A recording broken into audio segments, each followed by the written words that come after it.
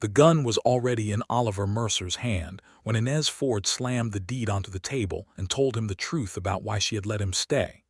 He had been standing at her kitchen window, watching the last rim of orange sun die behind the mesa, and the paper hit the worn pine surface so hard that the oil lamp shuddered. He turned slowly, because men who moved fast in moments like these ended up dead, and he had survived long enough in this world to know that much. "Read it," she said. Her voice was steady, but her hands were not, and those trembling hands were the only reason he did not walk straight out of the door and vanish into the Arizona dark the way he had vanished from every other place he had ever been. He looked down at the deed. His name was not on it, but the name above hers was, and that name hit him like a rifle butt to the sternum. Wade Calloway. He raised his eyes to hers and saw everything he had been trying not to see for the past 3 weeks. The exhaustion packed into the lines around her dark eyes, the grief she wore so tightly wound that it had started to look like anger, and beneath all of it, something he recognized because he had spent years running from the same thing. Fear of a man who believed he already owned her. "He is coming back," she said, "by the end of this week. And he has filed a fraudulent claim that says this ranch belongs to him under a debt my late husband supposedly owed. It is a lie. Every word of it is a lie. But he has Judge Harmon in his pocket and I have nobody." She paused, and he could see her swallow the pride that it cost her to say the next part. "Nobody except a drifter who showed up at my door asking for a meal and hasn't left." Oliver set the gun on the table, very slowly, barrel pointed away from her. "Inez," he said, and it was the first time he had used her name without the formal Miss Ford in front of it, and they both felt the shift of it, the intimacy of it, like a door had opened that neither of them had agreed to open together. "How long have you known that he was going to come for this land?" "Since my husband died," she said. 6 months. "And you let me stay." "I let you stay because you needed someone between you and Wade Calloway." She met his gaze without flinching, but he could see the guilt moving behind her eyes like a shadow across still water. "Yes," she said, "that is why I let you stay. In the beginning." He heard those last 3 words the way you hear a chord that changes the whole meaning of the song. In the beginning. He needed to understand what had happened before this moment to know what those words actually meant, and to understand that, you had to go back to the afternoon 3 weeks ago when Oliver Mercer had ridden into the dust of the San Pedro River Valley with an empty stomach, a worn saddle, and a past that he had been outrunning for 2 years. He had come from Tucson, which was not where he had started but was the most recent place he had been asked, not gently, to leave. Not because of any crime exactly, but because Oliver Mercer carried a reputation the way some men carry a scar, visible to anyone who looked close enough. He had worked as a Pinkerton agent for 3 years out of Denver before a job had gone wrong in a way that cost a man his life, an innocent man, a bystander, and the official report had cleared Oliver of wrongdoing, but the weight of it had not cleared from his chest in the 2 years since. He had drifted south because the cold of Colorado felt too much like the cold inside him, and Tucson had been warm and dry and briefly kind before it too had asked him to move on. The ranch appeared to him from the top of a long caliche ridge, a modest but well-kept spread of about 300 acres in the shadow of the Santa Catalina Mountains. It was 1882, deep in the territory that would not become the state of Arizona for another 30 years, and the land around the San Pedro was hard and gorgeous and full of people trying to build something out of nothing. The ranch had a hand-painted sign at the post, Ford Ranch, established 1876. He had not planned to stop. He told himself that, as he turned his horse, a dark roan gelding he had named Calhoun for reasons he never explained to anyone, down the long dirt path toward the ranch house. He told himself he would ask for water, maybe a few minutes rest in the shade, and be on his way south toward Tombstone. Inez Ford was in the yard when he arrived, and she was doing 3 things at once in the manner of a woman who had long ago stopped waiting for anyone to help her do any of them. She was repairing a section of fence post with a hammer and iron staples. She was keeping one eye on a pot that was hanging over an outdoor fire, and she was watching him approach with the careful, measuring look of a woman who had learned not to trust strangers in the way that a wound teaches a person not to trust a knife. She was 31 years old, though he did not know that yet, and she had the kind of face that became more interesting the longer you looked at it. Not soft, exactly. There was too much weather in it for soft, too much of the kind of living that leaves marks.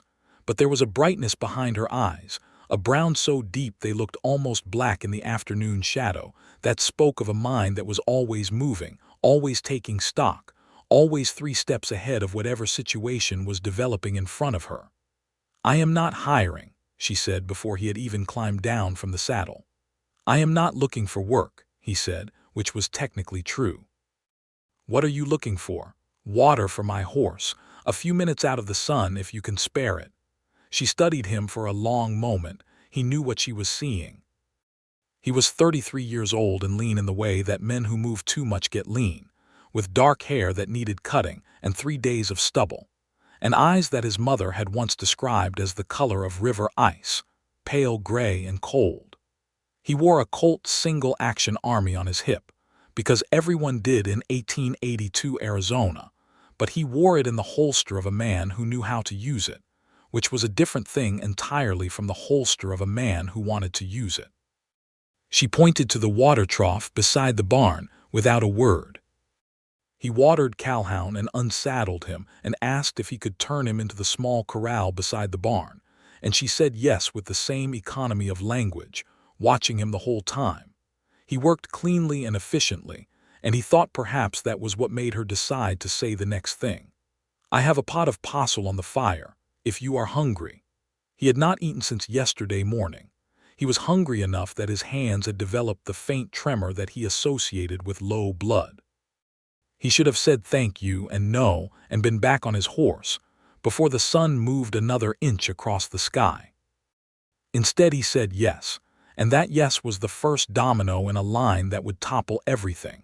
She served him at the long pine table in the kitchen of the ranch house, a table that was too large for one person to use, clearly built for a family, and the excess of it around her single-place setting told him more than anything she might have said about the grief that lived in this house. The posole was good. It was more than good. It was the kind of meal that is built out of patience and knowledge, pork and hominy and dried red chili, and something herbal he could not identify. And he ate with the focused attention of a man who has been eating trail food for too long. She sat across from him with a cup of coffee and did not pretend not to watch him. "Where are you headed?" she asked. "South." "That is not a destination." "No," he agreed. "It is a direction." She considered this. "You are a drifter." "I prefer the word traveler." "A traveler has somewhere he is going," she said. "A drifter is just moving away from something."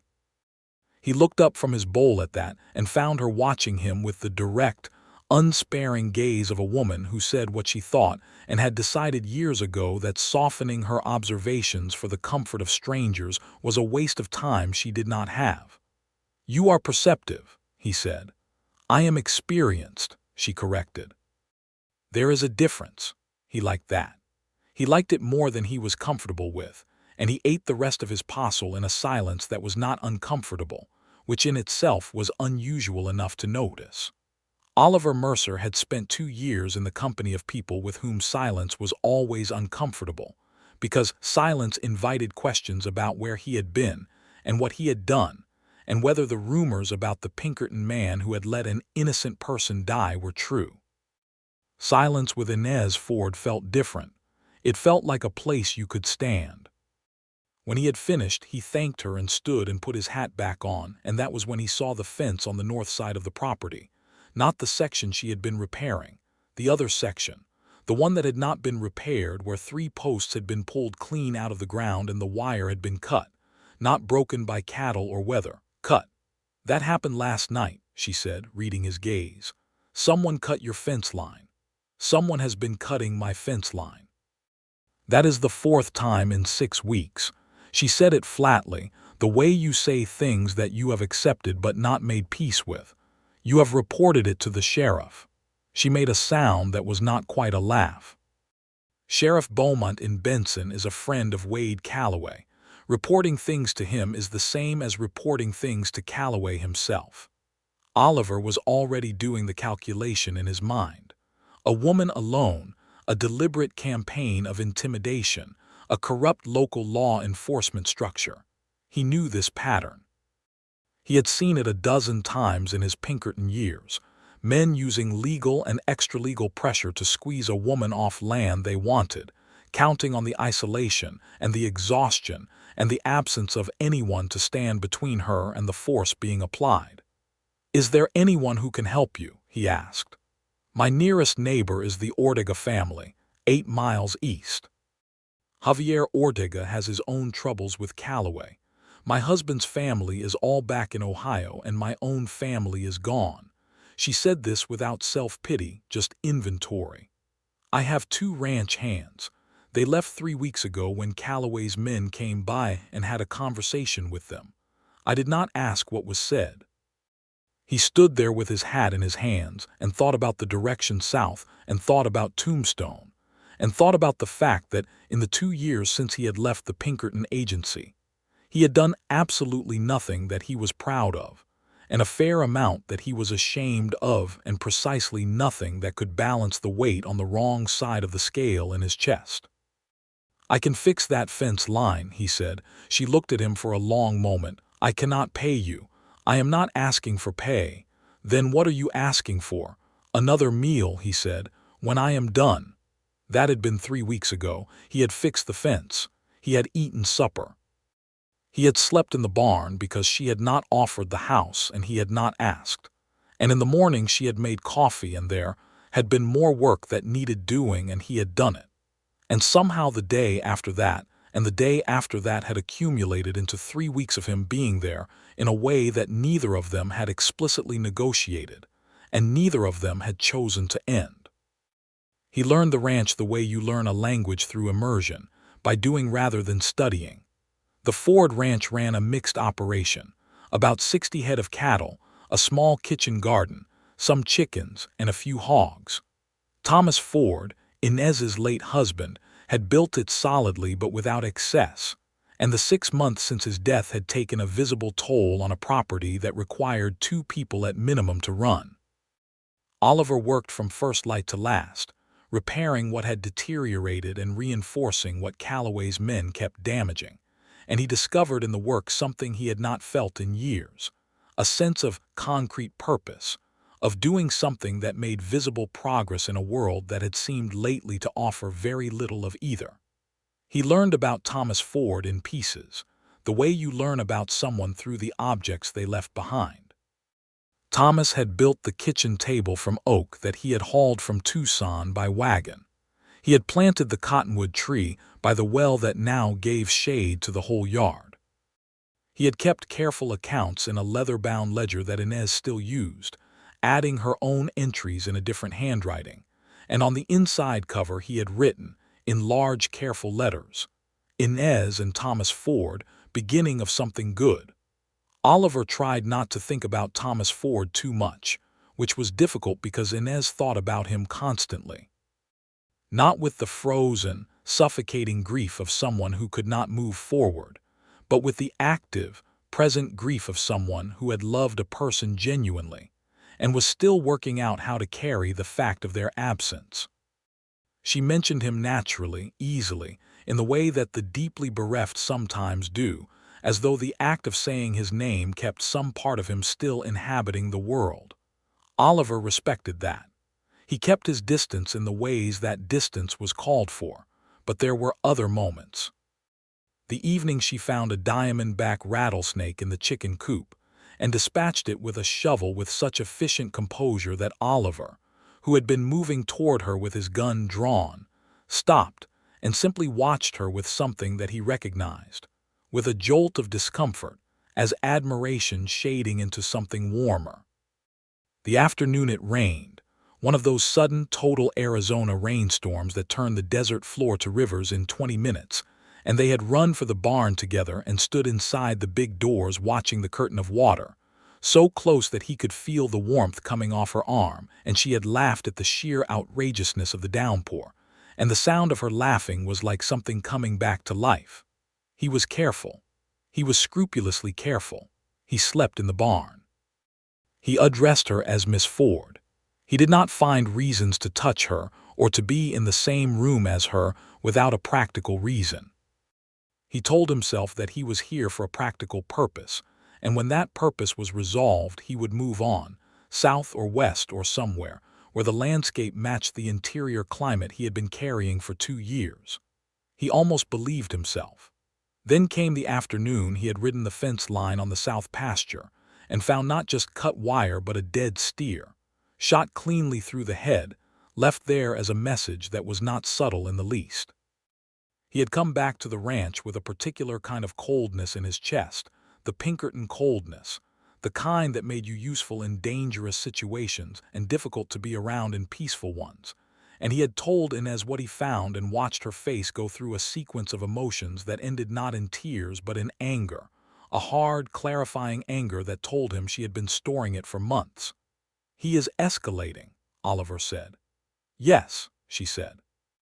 "You need to tell me everything about Wade Calloway, everything you know.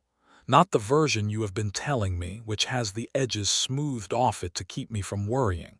The real version." She had looked at him for a long moment, and he could see her calculating something, weighing something, and then she sat down at the kitchen table and told him. Wade Calloway had arrived in the San Pedro Valley 4 years ago with money from Texas cattle operations and a reputation that preceded him like smoke before a fire.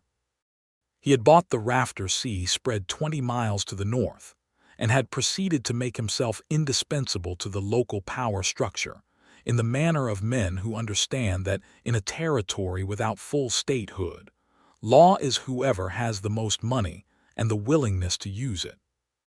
He had made friends with Judge Harmon in Tucson and Sheriff Beaumont in Benson, and had extended his influence through a combination of legitimate business, strategic favors, and the kind of low-level intimidation that is hard to prosecute because it never quite rises to the level of overt crime. He had wanted the Ford Ranch for 3 years. The land sat between his northern holdings and the river access he needed for a planned expansion, and Thomas Ford had refused to sell twice, politely the first time, and with considerably more emphasis the second time.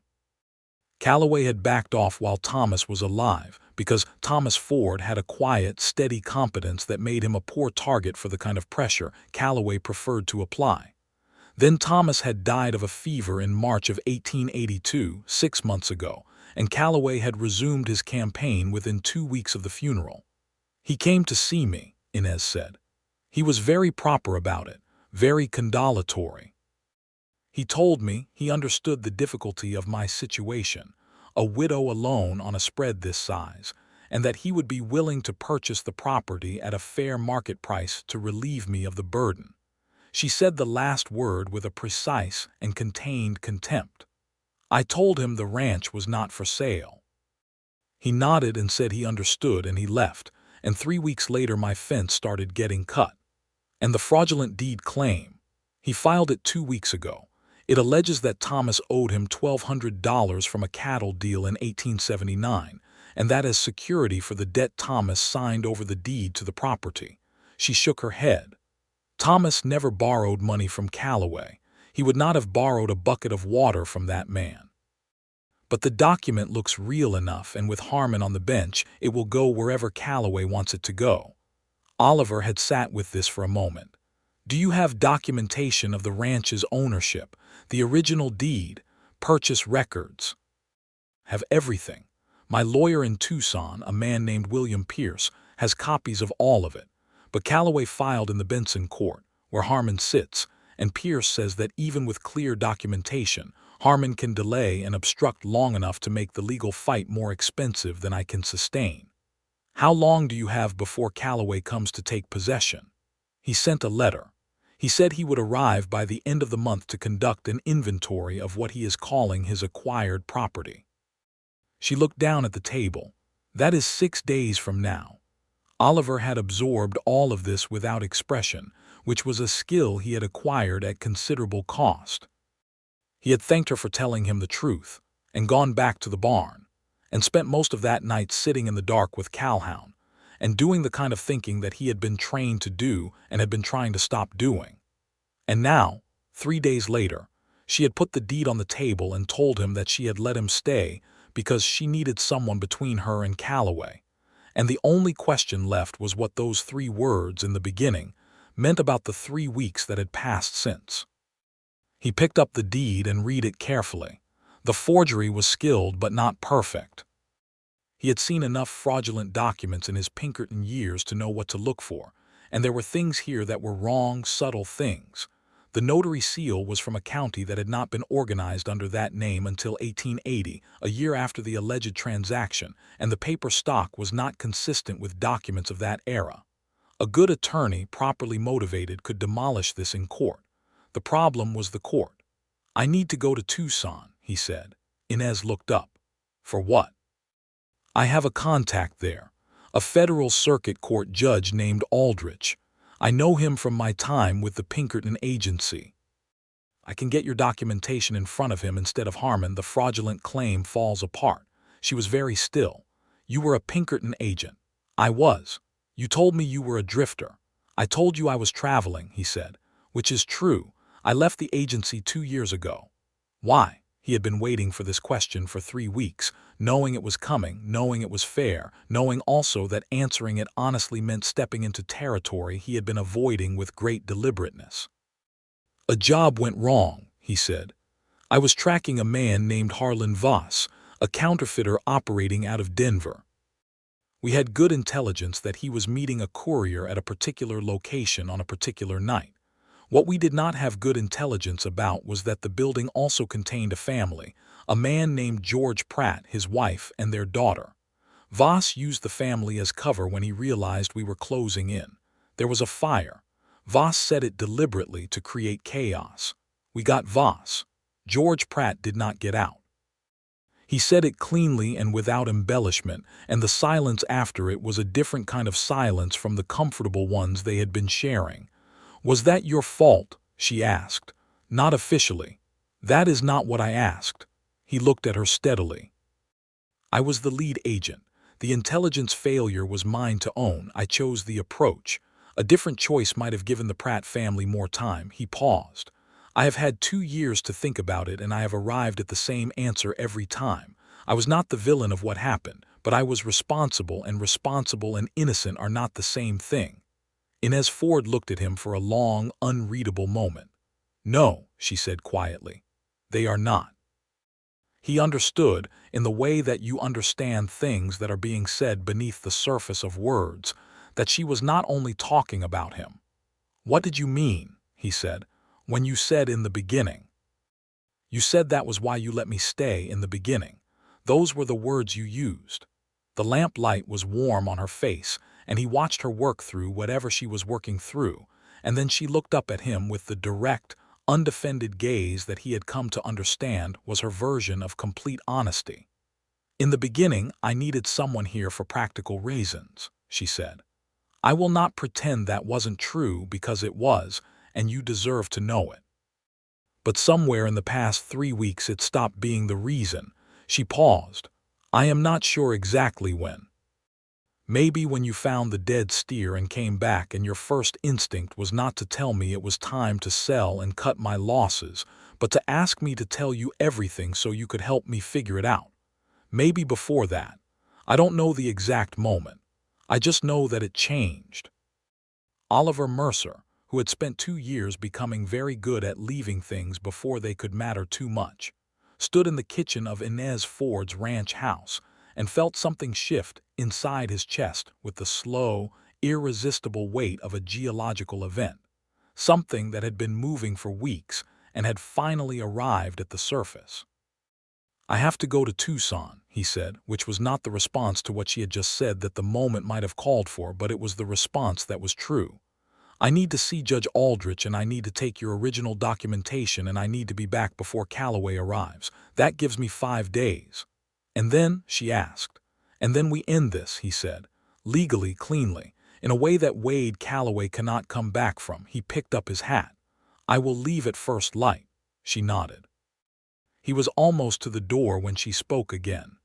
"Oliver," she said, and it was the first time she had used his first name without the formal Mr. Mercer in front of it, and it stopped him as cleanly as if she had taken hold of his arm. He turned.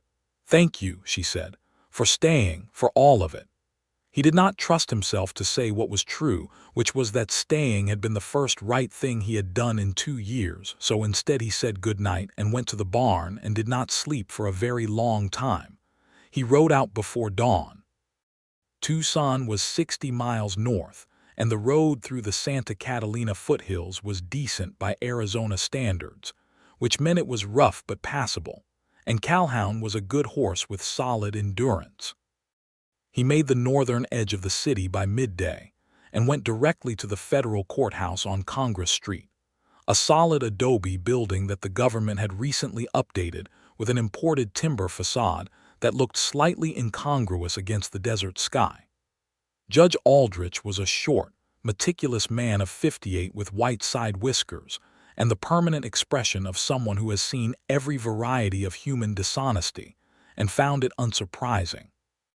He and Oliver had met 3 years ago during a case involving a land fraud scheme in the New Mexico territory, and Aldrich had formed the opinion, expressed on several occasions, that Oliver Mercer was one of the more competent operatives he had encountered, which was the judge's version of high praise.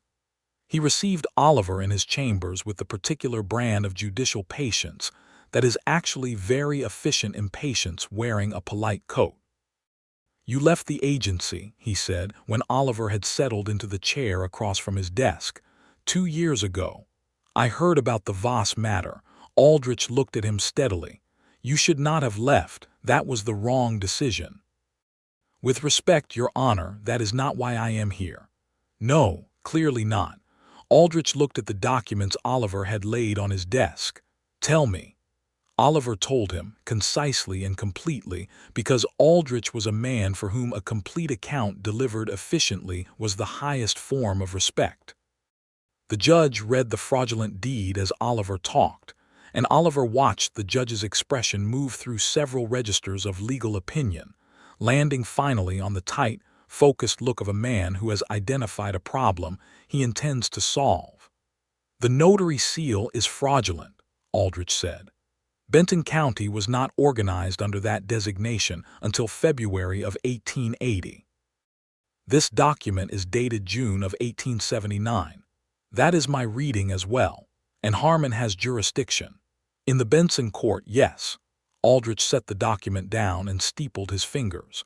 "Harmon has been a problem for 18 months. I have been building a case against him slowly, with the kind of patience the situation requires. Calloway's move against this woman and her property may be the thing I have been waiting for." He was quiet for a moment. "If I issue a federal injunction against the enforcement of the fraudulent claim and simultaneously refer the matter of the forged document to the federal prosecutor, it takes it out of Harmon's hands entirely and makes any action by Calloway before the matter is resolved an act of contempt against a federal order." Oliver felt the Pinkerton coldness in his chest begin, very slowly, to warm. "Can you move that fast?" "I can move considerably faster than Wade Calloway expects a federal court to move," Aldrich said, with a thin, precise smile. "I will need the original documents, Mrs. Ford's full affidavit, and the name of her attorney. William Pierce. He is in Tucson. I know Pierce. He is competent." Aldrich stood, which was his way of indicating that the meeting was over but that he was pleased with how it had gone. "I will have the injunction drafted by tomorrow evening. Have Mrs. Ford sign the affidavit in front of a notary, have Pierce file on her behalf, and the injunction will be served on Calloway before the end of the week." He paused. "How is she holding up?" "Better than most men would," Oliver said. Aldrich looked at him with the particular expression of a man who has been married for 32 years and has learned to read certain tones of voice with considerable accuracy. "I see," he said, and left it there. Oliver found William Pierce at his office on Mayor Street and spent 2 hours with him going over the documentation and the legal strategy. And Pierce, who was a practical man with a genuine anger at the kind of frontier corruption that made his work harder, agreed with Aldrich's approach and confirmed that he had copies of everything needed to support the injunction. He would prepare the affidavit and have it ready for Inez to sign by tomorrow, if Oliver could bring her to town. Oliver rode back toward the Ford ranch with the last of the daylight, made camp in the foothills when the dark became too complete for safe riding, and was back at the ranch by mid-morning the following day. Inez met him in the yard with a look that told him two things. She was relieved to see him, and something had happened while he was gone. Calloway's men were here, she said. Last night, 3 of them. They did not come onto the property, just rode the fence line slowly for about an hour, making sure I knew they were there. Intimidation, Oliver said. He is testing whether you'll break before he arrives. I did not break.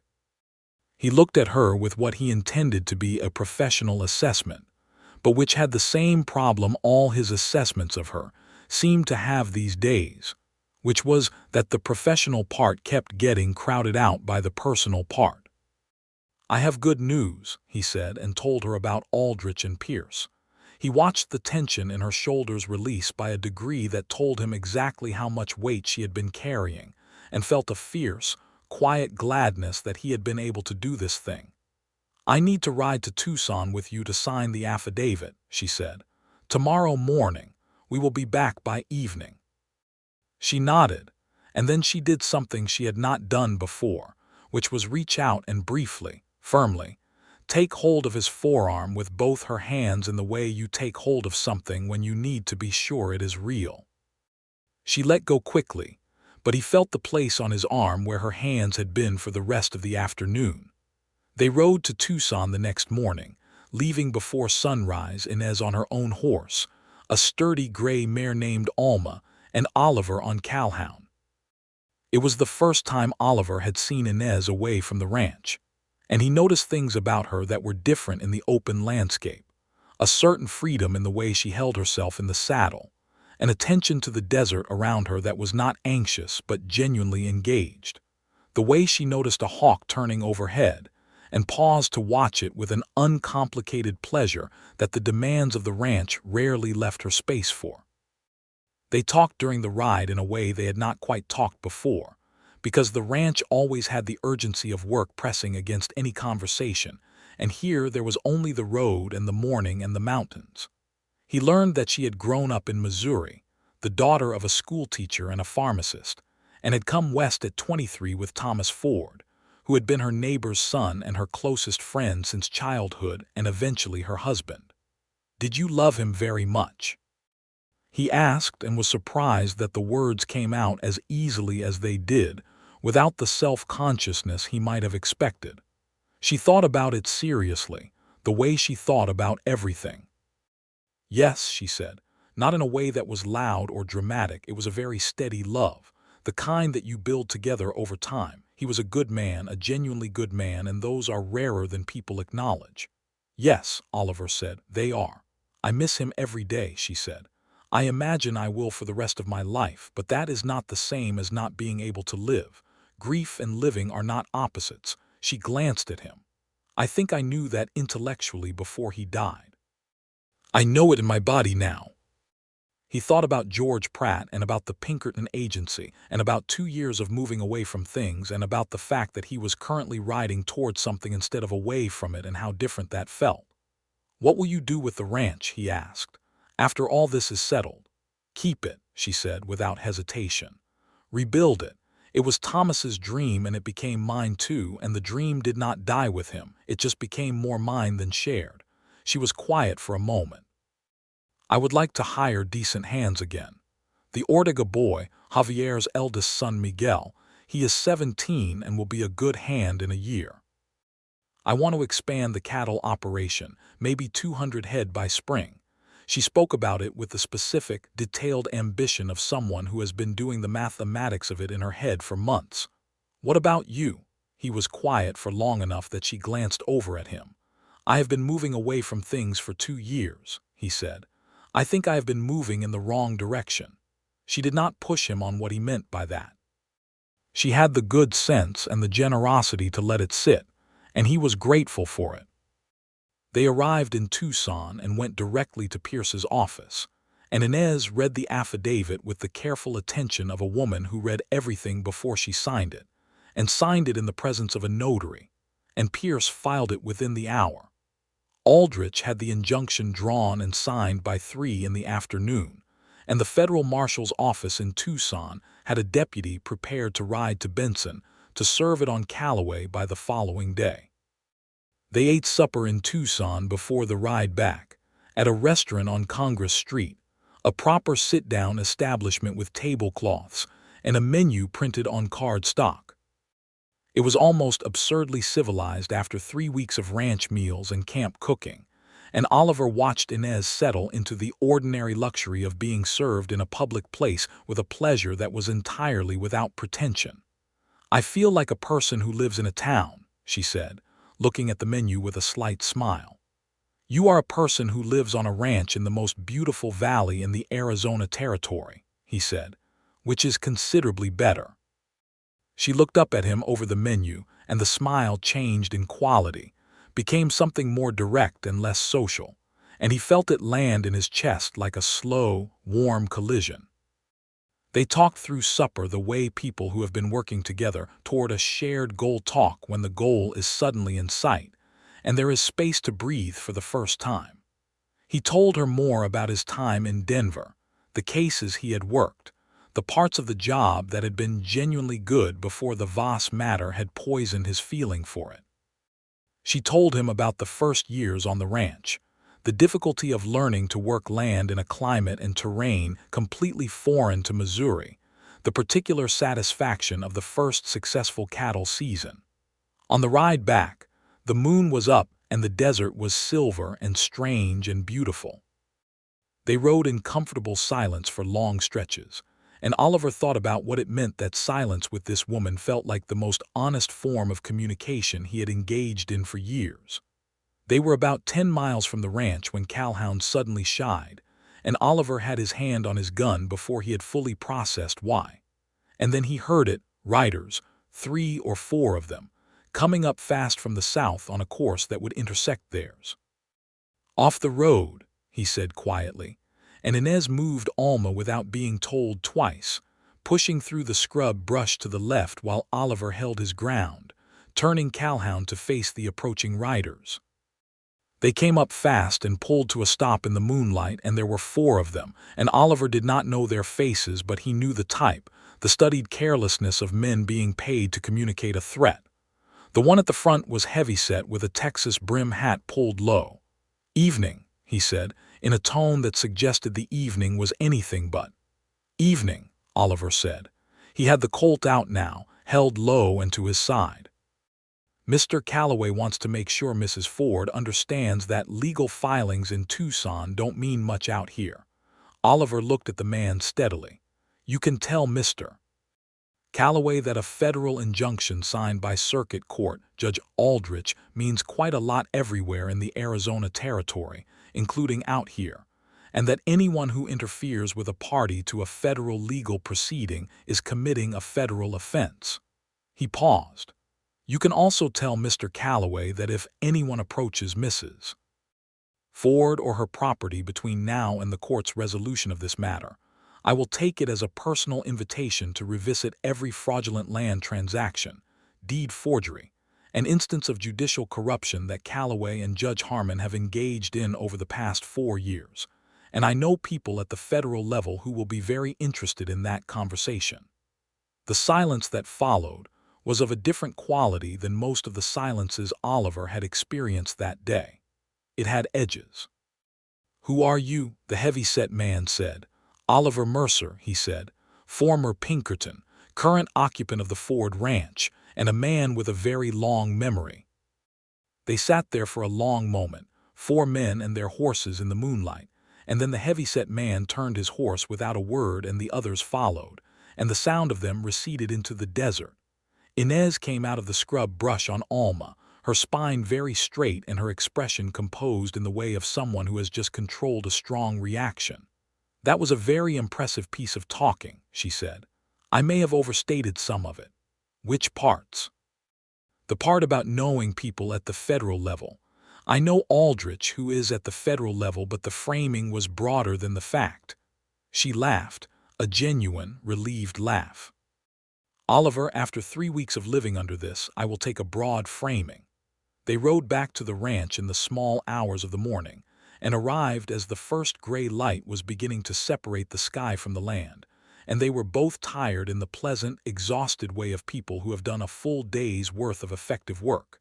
He was unsaddling Calhoun when she came to the barn door. "I need to say something to you," she said. He turned.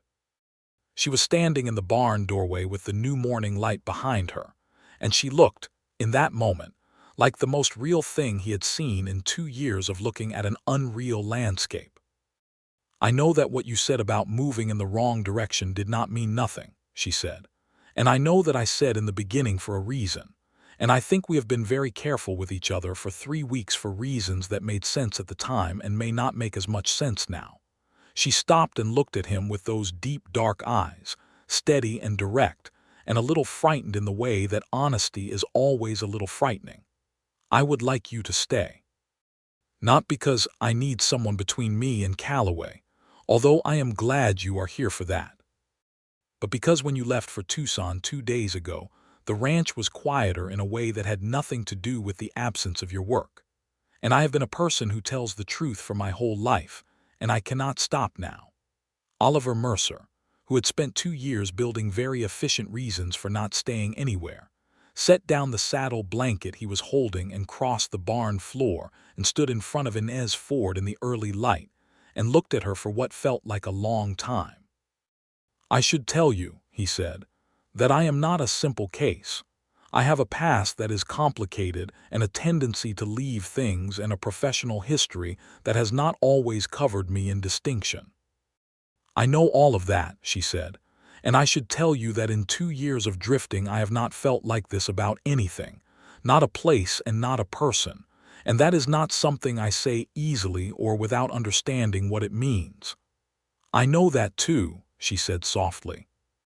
He reached up and took her face in both his hands with a gentleness that surprised even him, and she reached up and took hold of his wrists in that same steady, certain grip, and he kissed her in the gray dawn of the barn doorway with the horses shifting quietly behind them, and it was not a tentative thing or a careful thing but a certain, decided thing, the kind of kiss that is also a resolution. She kissed him back in a way that was the same. 2 days later, Wade Calloway arrived at the Ford Ranch at 10 in the morning with 2 men and a document bearing the seal of the Benson court, and found that Oliver Mercer had also arrived, along with Deputy Federal Marshal Hector Ruiz, who had ridden out from Tucson the previous evening with the injunction from Judge Aldrich, and a secondary warrant for the questioning of Judge Harmon regarding fraudulent judicial proceedings. Oliver had not slept much in the previous 48 hours, and found that he did not particularly mind. Calloway was a man of 50, broad-shouldered and carefully dressed for a man who spent time outdoors, with the particular kind of handsomeness that had served him well in his youth and was now beginning to coarsen. He had the eyes of someone who was accustomed to being the most powerful person in a given situation and had not recently encountered an exception to this. And as he took in the scene in the yard of the Ford Ranch, those eyes made several rapid recalculations.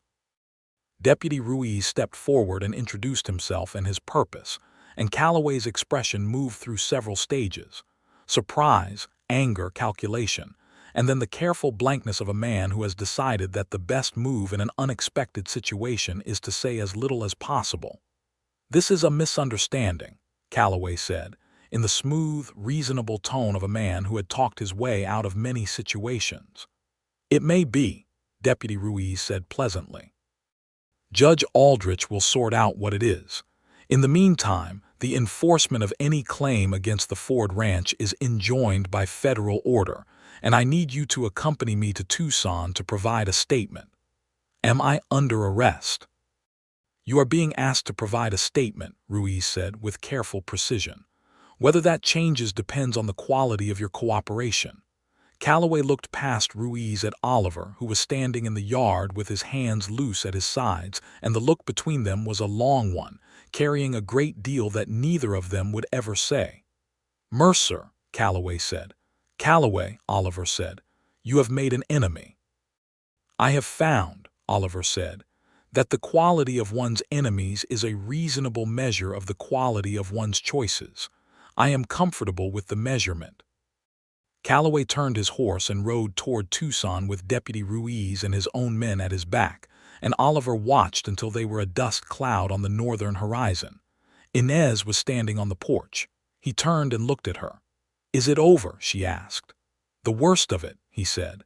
Pierce says that with the federal involvement, Calloway will not risk pushing the fraudulent claim. The exposure of the forgery is too dangerous for him. And if Harmon goes down, Calloway loses his judicial cover, which means his entire land acquisition operation in the valley is vulnerable. How long before we know for certain? Weeks, maybe a month. Pierce will keep us informed. She nodded slowly. He climbed the porch steps and stood beside her, and they looked out at the ranch together, the morning light gold on the grass in the pasture, the Santa Catalinas blue and enormous against the sky, 60 head of cattle visible as brown shapes in the middle distance. It is a beautiful piece of land, he said. Yes, she said. It is. She looked at him. You said keep us informed. He had not thought about it consciously when he said it and found that he was not interested in retracting it. I said he agreed. She took his hand, which was a thing she had not done in daylight before, in the open air of the porch, with no barn walls around them, and he held it in both of his the way you hold something you intend to keep. The weeks that followed were not without difficulty, because nothing in real life is, but they were the kind of difficulty that is navigated rather than endured. William Pierce filed the counterclaim in the federal court in Tucson, and the case against the fraudulent deed moved quickly, in part because Judge Aldrich had been waiting 18 months for exactly this kind of leverage against Harmon, and moved with the deliberate velocity of a man who has a clear path and intends to use it. Judge Harmon resigned from the Benson court before he could be formally removed, which was not a full accounting but was a partial one, and Pierce told Inez that under the circumstances it was the best outcome that the law in this territory was likely to deliver.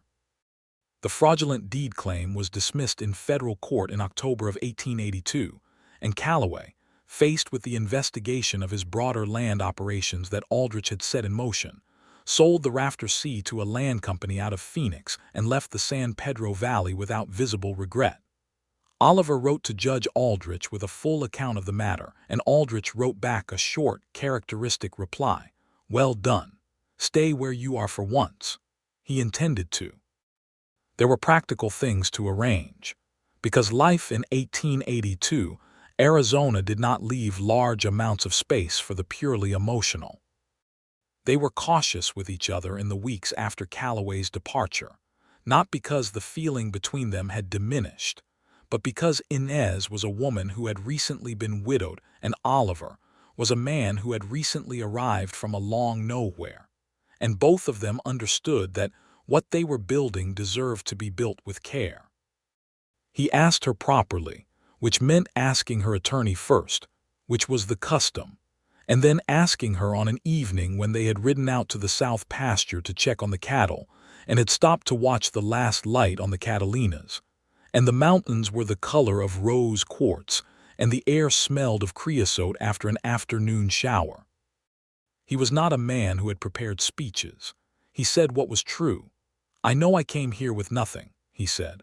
A horse and a reputation I was trying to leave behind, and a 2-year gap in my history that is not flattering.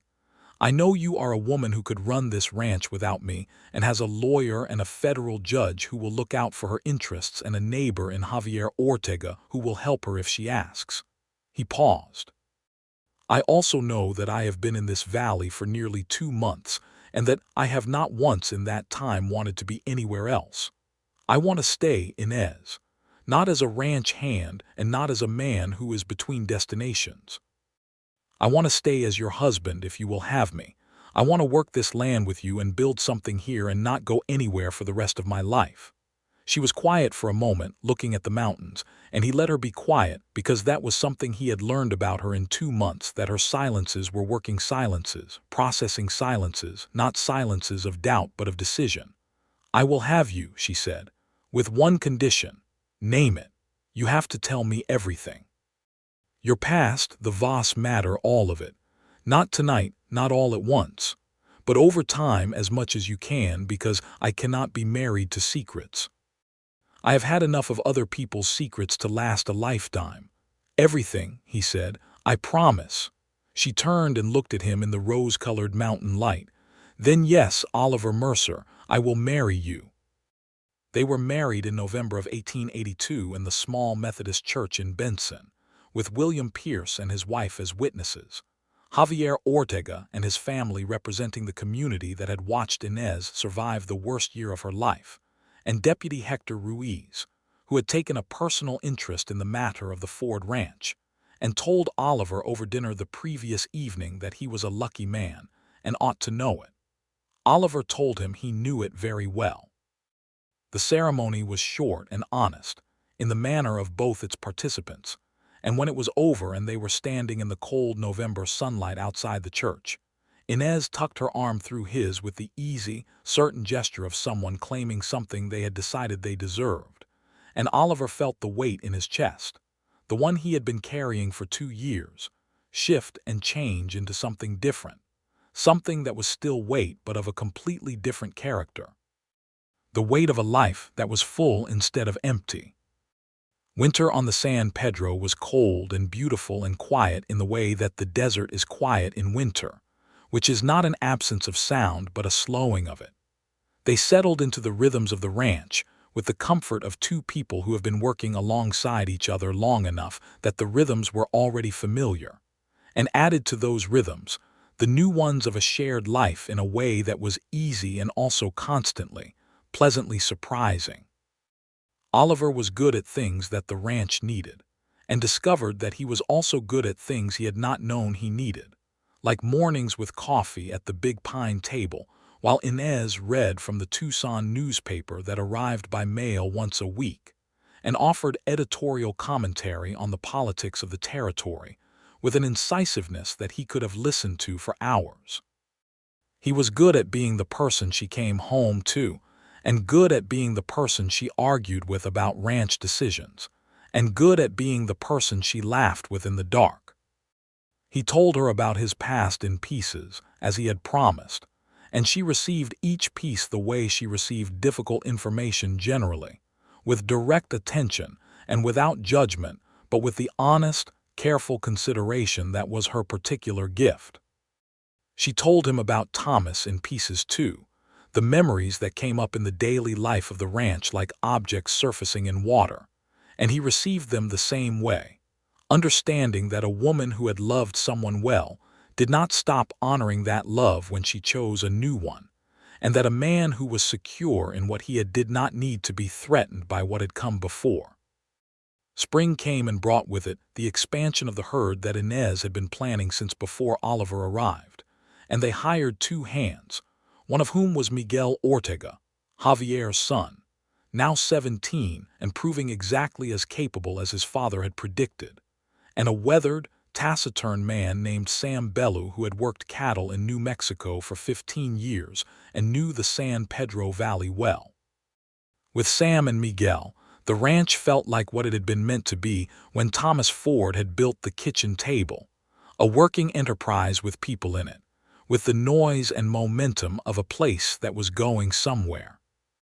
Oliver threw himself into the work with the full commitment of a man who has found the right application for his energy after a long search, and the ranch responded, the herd healthy and growing, the pastures managed well, the accounts in the ledger that still bore Thomas Ford's handwriting on the inside cover, now also bearing Oliver's careful additions, tallied alongside Inez's. In the summer of 1883, Inez told him she was pregnant. standing in the kitchen with the late afternoon light coming through the window, the same way it had come through the window on the evening. She had put the deed on the table and told him her secret. And Oliver sat down hard in one of the kitchen chairs the way you sit down when something enormous has happened that you are not entirely prepared for, even though you have been expecting it. He looked at her across the kitchen, and she was watching him with that steady, direct gaze that always told him exactly what she was thinking if he was paying attention. And what she was thinking was, "This is real and good, and I'm a little frightened, and I need you to tell me you are here." He stood up and crossed to her and took her hands and said, "Tell me what you need." She thought about it seriously, because she was a woman who thought about things seriously. "I need you to not be frightened in a way that you hide from me," she said. "I am frightened," he said immediately, "in a way I am currently telling you about directly."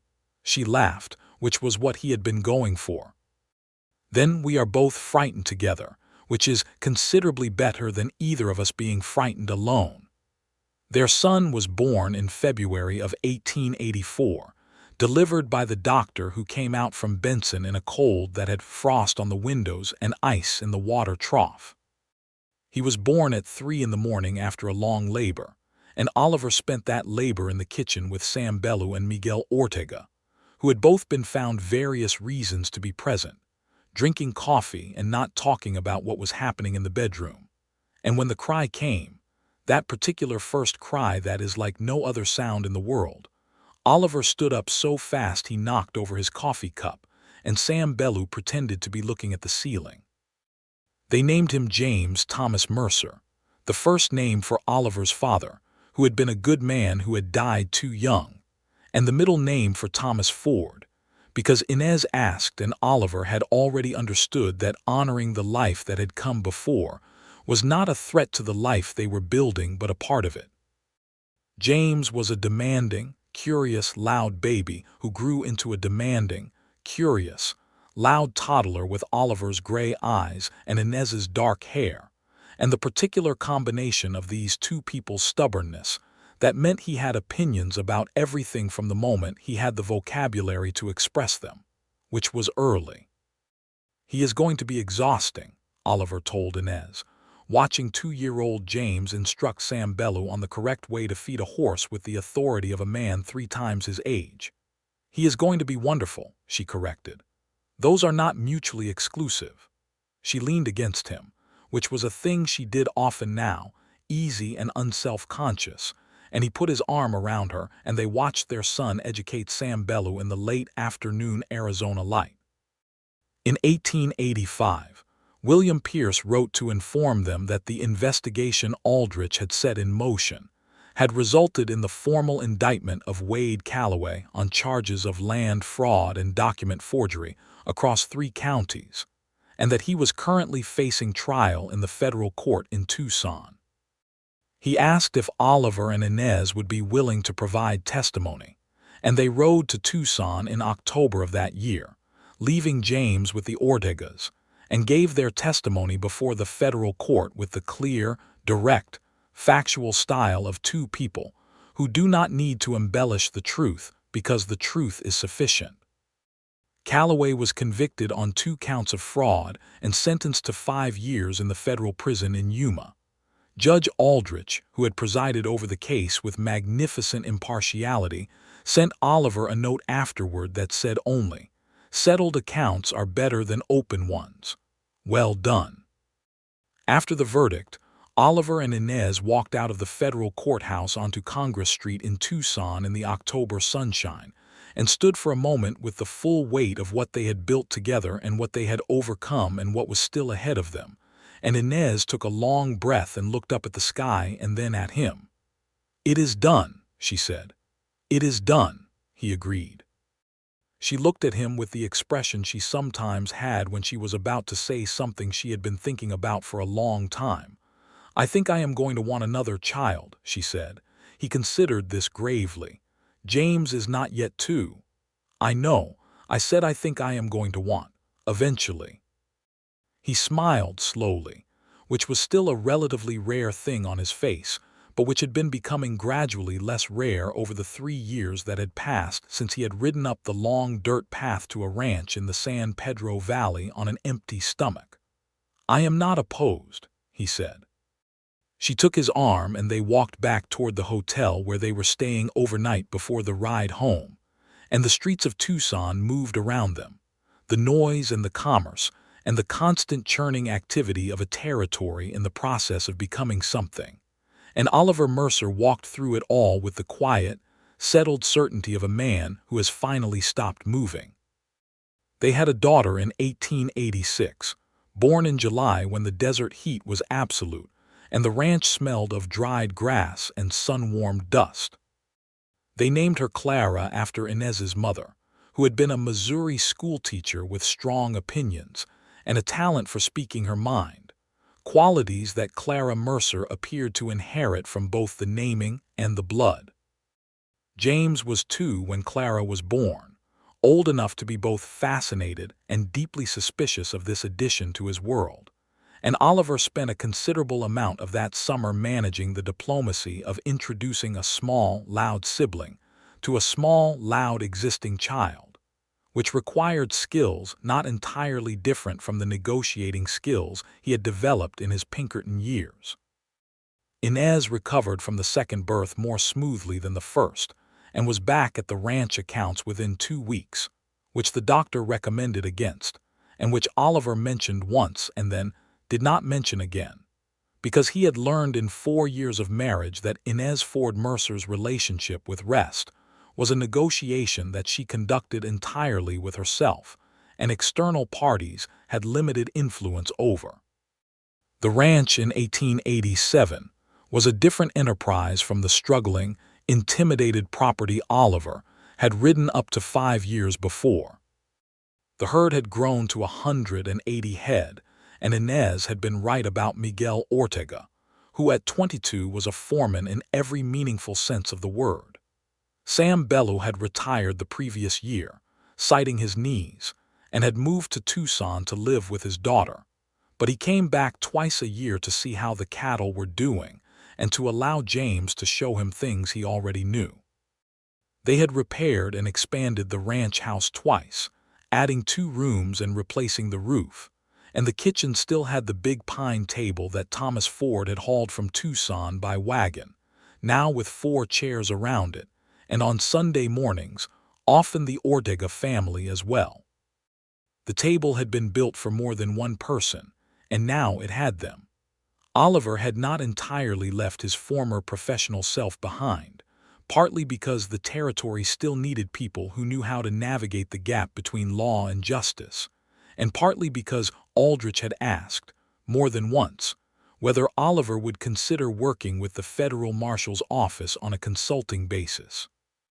He had agreed to 2 cases in 3 years, both involving the kind of complex land fraud that his combination of investigative experience and personal knowledge of the valley made him particularly suited to address, and both times he had gone and come back, and the coming back had felt as natural and as necessary as the going. He thought, sometimes, about the nature of staying, about how he had spent 2 years moving because movement felt like control, felt like the ability to choose what you were attached to and what you left behind, and about how what he had discovered in the San Pedro Valley was that the deepest form of freedom was not the freedom to leave but the freedom to stay, to commit entirely to a place and a person and a life, and to stop reserving the exits. He thought about this one evening in the fall of 1887, sitting on the porch of the ranch house after the children were in bed and the work was done, with Inez beside him and the enormous Arizona sky above them thick with stars of the kind you only see in a place with no city lights to compete with them. The Santa Catalinas were dark blue shapes against the slightly less dark blue of the sky, and the cattle were settled, and the horses were quiet in the corral, and the house behind them was warm. He had a cup of coffee and she had a cup of tea, and they had been sitting in their comfortable silence for a long while, and then she said, quietly, "What are you thinking about?" "George Pratt," he said, which surprised both of them slightly.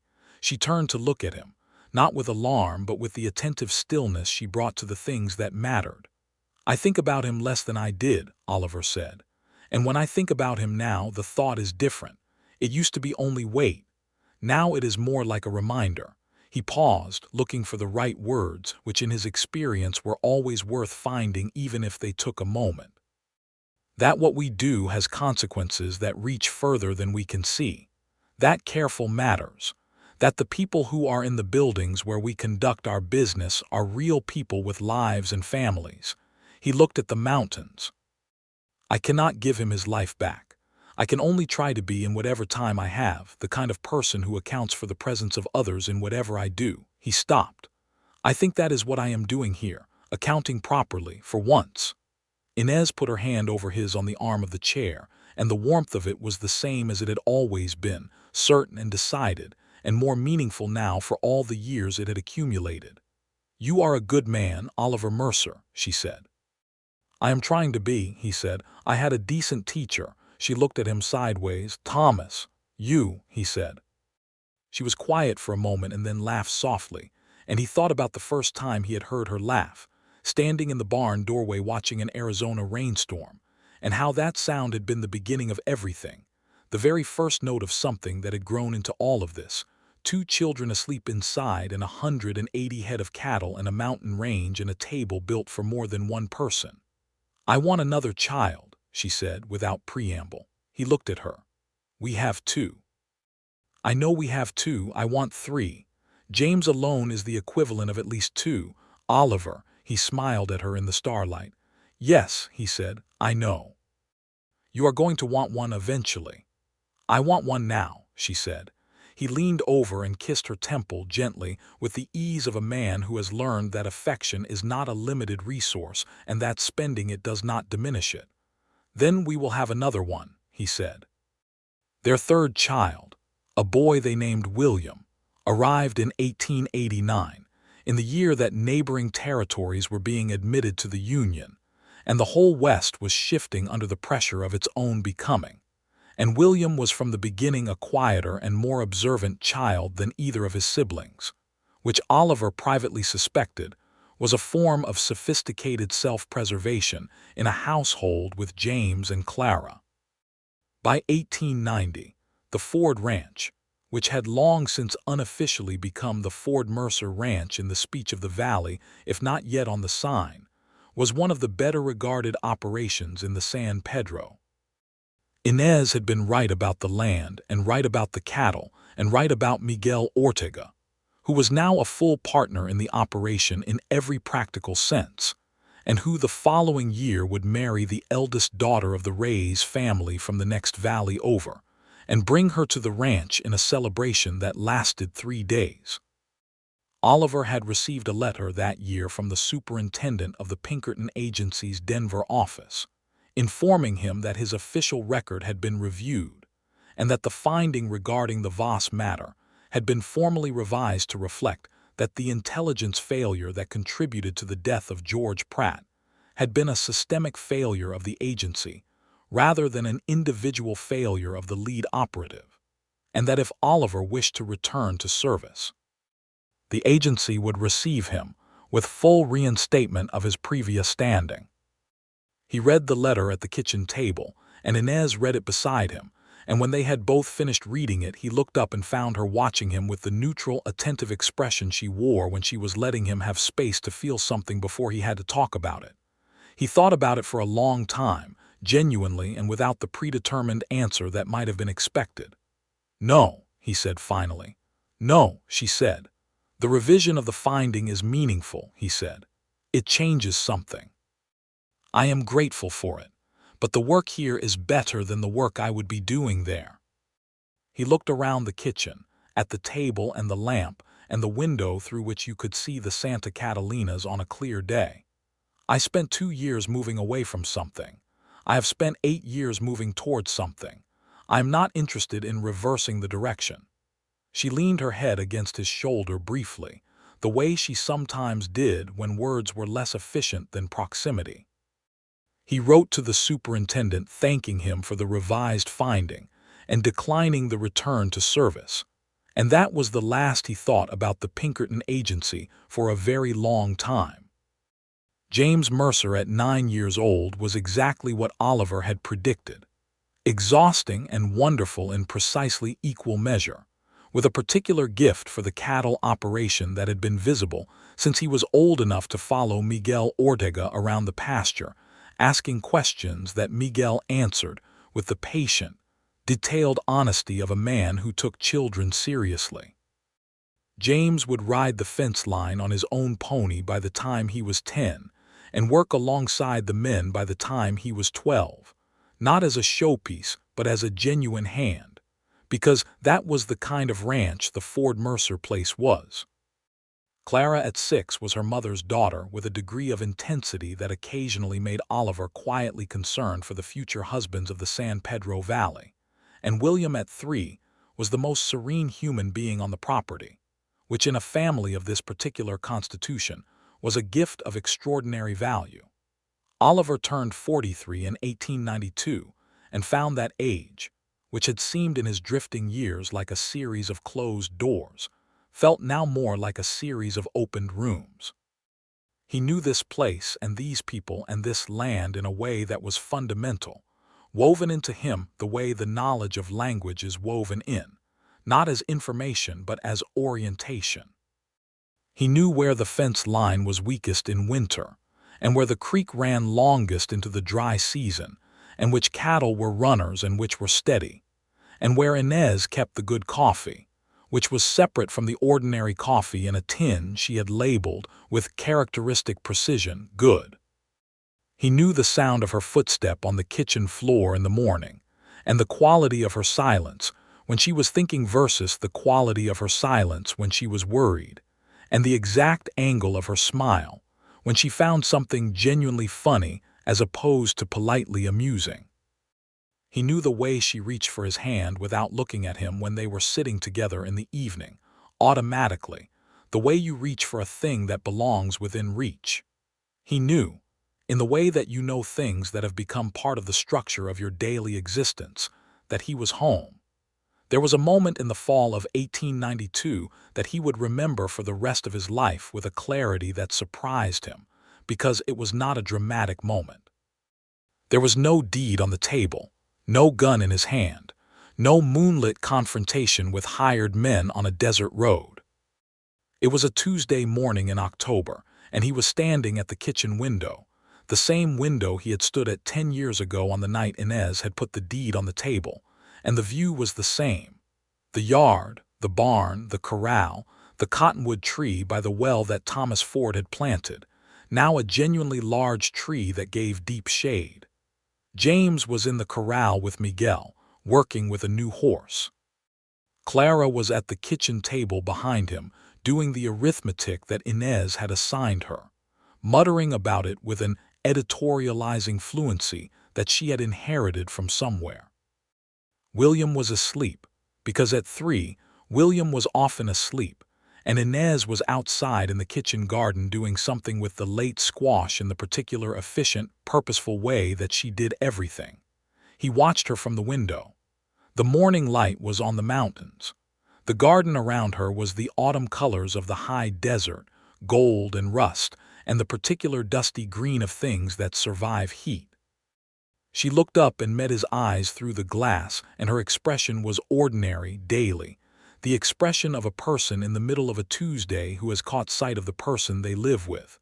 And she smiled at him with that smile, not the polite one but the real one, and went back to the squash. He stood there for a moment in the kitchen of the ranch house, with a child doing mathematics behind him, and a son learning horses in the corral and his wife in the garden and the mountains above everything, and felt the thing in his chest that had been weight for so long resolve into something else entirely, something that was full rather than heavy, present rather than absent. This, he thought. This is what all of it was for. He poured 2 cups of coffee and went out to the garden. "You have coffee," she said, without looking up from the squash. "I have coffee," he confirmed, and set her cup on the stone wall beside her. She straightened and picked it up and stood beside him, and they looked at the mountains together in the October morning, and the ranch moved around them in its ordinary Tuesday rhythms, and Oliver Mercer, who had once been a man moving away from things, stood entirely still and felt no pull in any direction but here. "What are you thinking?" she asked, which was what she always asked when he was quiet for long enough. "That I am glad I stopped for a meal," he said. She looked at him sideways. "You are glad about the posole." "I am glad about the posole," he said, with complete seriousness. "It was exceptional posole. I want it known that the posole was a significant factor." She laughed, warm and genuine, and leaned against his arm the way she had been leaning against him for 10 years. And the morning light was on the Santa Catalinas, and the cottonwood tree was golden in the October air, and somewhere in the house William woke up and began announcing his displeasure at being awake to no one in particular. And Clara began explaining to William, with the authority of a 6-year-old who has decided that being the older sibling is a full-time intellectual responsibility, why mornings were actually good. Oliver handed Inez her coffee and she took it, and they stayed where they were together in the garden of the ranch that she had refused to surrender and he had ridden into by accident, and both of them had chosen, on 100 different mornings, to keep. The drifter had come for one meal. He had stayed for her. He had stayed for the children and the land and the mountains and the work and the life that accumulated when you chose a direction and kept going. And he had stayed, most fundamentally, for the truth of the thing that had begun in the kitchen of a ranch in the San Pedro Valley, when a woman who had decided not to be afraid anymore had looked at a man who had decided not to keep running and had set a bowl of posole on a pine table and said, "Yes, I have enough for one more." He had been eating at that table ever since, and he intended, every morning for the rest of his life, to be grateful for it.